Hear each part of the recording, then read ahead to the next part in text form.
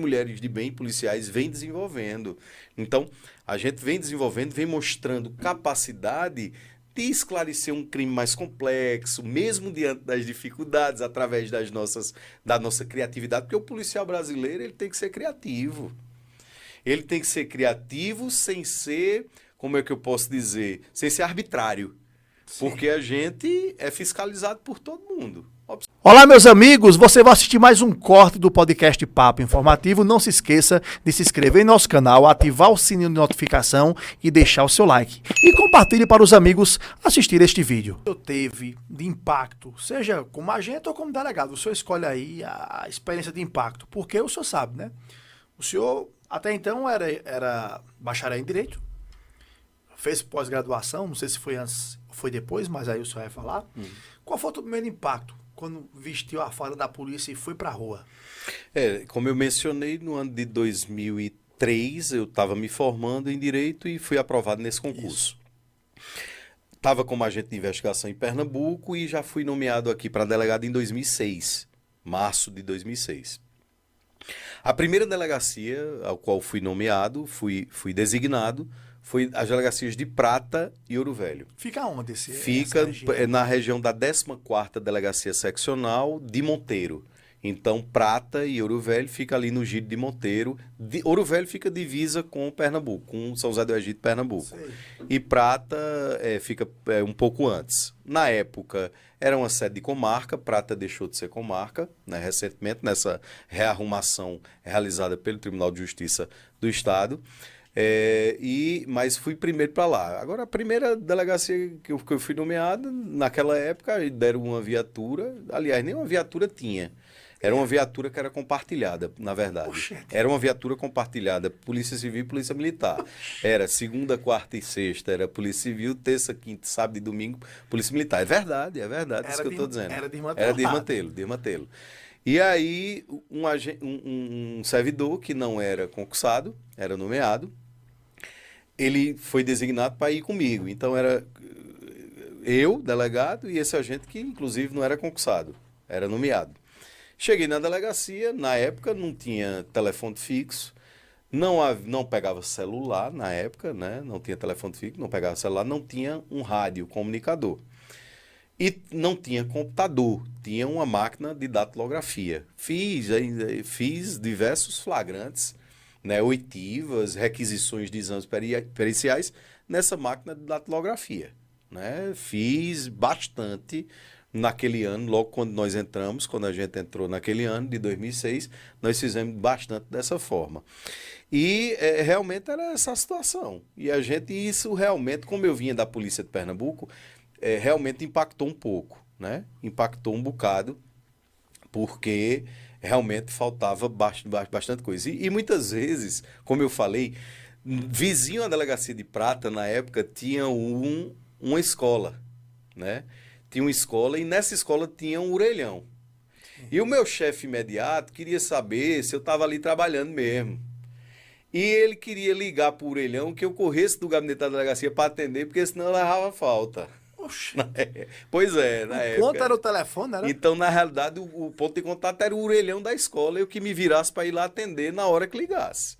Imagine você, um telefone público. Era dessa forma. Agora, é claro, logo depois, né, a gente vai até pelo trabalho mesmo que a gente começou a desenvolver, a gente mostrou que necessitava de uma maior estrutura, né? A delegacia ficava a 30 metros do fórum da cidade, que na época tinha fórum, né? Porque ainda era sede de comarca, né? Onde funcionava também o Ministério Público, onde funcionava o Conselho Tutelar, a cadeia pública era um pouco mais acima, mas também tinha um contato direto. Então, na realidade, a gente começou pelo trabalho a mostrar que a gente precisava de uma estrutura maior, né? Porque, na realidade, a Polícia Civil ela vem conquistando, né? A Polícia Civil da Paraíba vem conquistando também muito pelo próprio trabalho que é desenvolvido e pelo trabalho que homens e mulheres de bem policiais vêm desenvolvendo. Então, a gente vem desenvolvendo, vem mostrando capacidade de esclarecer um crime mais complexo, mesmo diante das dificuldades, através da nossa criatividade, porque o policial brasileiro ele tem que ser criativo. Ele tem que ser criativo sem ser, como é que eu posso dizer, sem ser arbitrário. Porque a gente é fiscalizado por todo mundo. Observe, a gente é fiscalizado por todo mundo. Né? Tem um controle externo da atividade policial pelo Ministério Público, tem um controle dos atos, né, praticados pelo próprio judiciário, que pode homologar ou não, mas que faz o controle de legalidade dos atos praticados pelos policiais. Né? A gente é fiscalizado pelas demais forças, pela própria população. Né? Então, assim, a gente tem que ser criativo. E foi mesmo diante dessas dificuldades, né, que a gente foi conseguindo mostrar que a gente precisava, né, de uma maior estrutura. E aí a gente foi conseguindo um telefone, né, aí já conseguimos um telefone fixo, aí já não precisava estar correndo para atender o orelhão, né, para alguma demanda administrativa, seja o que for. Né. Depois fomos demonstrar que precisavam de mais policiais para desenvolver investigações, né? E até para prestar um serviço de melhor qualidade à própria população. E isso aí veio sendo construído. Então, em primeiro lugar, isso nos chocou bastante. Sua pergunta foi essa, né? Impactou bastante. Para mim, nesse aspecto, não pelo aspecto da natureza do trabalho policial, que em muitos impacta, mas eu já era policial em Pernambuco. Já sabia como é que era. Mais ou menos, né? Mais ou menos, já sabia mais ou menos. Até porque, Ricardo, a gente tem que ter o pé no chão, a gente tem que ser humilde. Todo dia a gente aprende uma coisa na polícia. Nenhuma situação é igual à outra. Isso. Nenhuma. Agora, a gente precisa ter princípios. E o princípio básico, primordial, é saber ouvir. Ter bom senso. Mas não diferenciar o rico do pobre. Você não pode fazer essas diferenciações no atendimento. Né? Aquelas pessoas todas, da mais humilde, da mais simples, da cidade lá do interiorzinho do estado da Paraíba, lá, mais humilde, da zona rural, tem o mesmo valor de Ricardo advogado.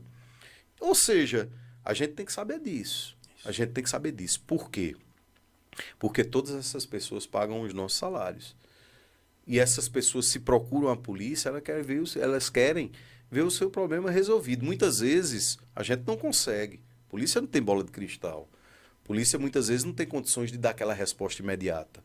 Mas, muitas vezes, Ricardo, o fato de você ouvir a pessoa, o fato de você separar 2, 3, 4, 5, 10 minutinhos do seu tempo para acompanhar, acolher e tentar identificar e dar o máximo que você puder naquele momento àquela pessoa, só isso, Ricardo, já vale muito. Sem muitas vezes até você conseguir dar aquela resposta de imediato. Aquele atendimento de imediato. Recuperar um objeto subtraído, né?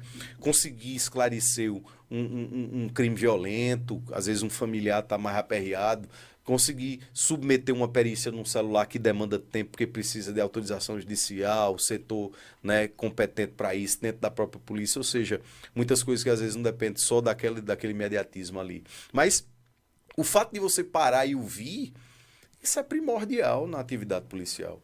Né? E isso só vem se você tiver essa consciência de não querer e não diferenciar, né, qualquer pessoa.